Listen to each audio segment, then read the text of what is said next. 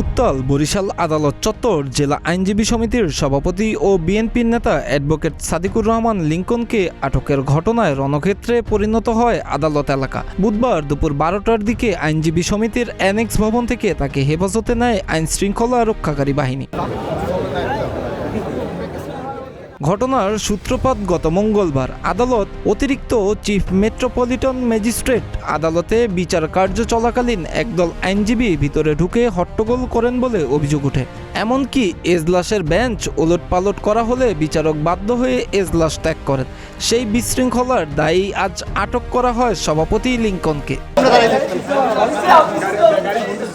এ আটককে পরিকল্পিত ও রাজনৈতিক উদ্দেশ্য প্রণোদিত বলে দাবি করছে জাতীয়তাবাদী আইনজীবী ফোরাম। তাদের দাবি, জেলা আওয়ামী লীগের সাধারণ সম্পাদক তালুকদার মোহাম্মদ ইউনুসকে বিতর্কিতভাবে জামিন দেওয়ার প্রতিবাদ করায় ক্ষুব্ধ হয়ে এ ব্যবস্থা নিয়েছে প্রশাসন। সভাপতির মুক্তির দাবিতে অনির্দিষ্টকালের জন্য আদালত বর্জনের ডাক দিয়েছে তারা। জাতীয়তাবাদী আইনজীবী ফোরামের সভাপতি অ্যাডভোকেট নাজিমুদ্দিন আহমেদ পান্না বলেন, ম্যাজিস্ট্রেট বেআইনিভাবে আওয়ামী লীগ নেতাকে জামিন দিয়েছেন। আইনজীবীরা তার প্রতিবাদ জানাতে গিয়েছিল মাত্র। আমাদের সভাপতিকে বিনা কারণে আটক করা হয়েছে। তাকে মুক্তি না দেওয়া পর্যন্ত আমরা কোনো আদালতে ফিরব না।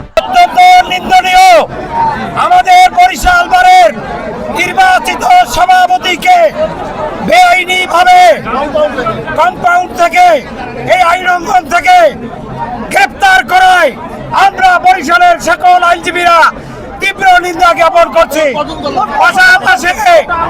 পাশাপাশি আগামী দিন থেকে সকল আদালতের কার্যক্রম বন্ধ। পুরো ঘটনায় আদালত এলাকায় থমথমে পরিস্থিতি বিরাজ করছে। মোতায়েন করা হয়েছে অতিরিক্ত পুলিশ। তবে এই আটকের বিষয়ে এখনো আনুষ্ঠানিকভাবে গণমাধ্যমের সামনে মুখ খোলেননি আইনশৃঙ্খলা রক্ষা বাহিনী। মিরাজ হুসাইন, প্রতিদিনের বাংলাদেশ।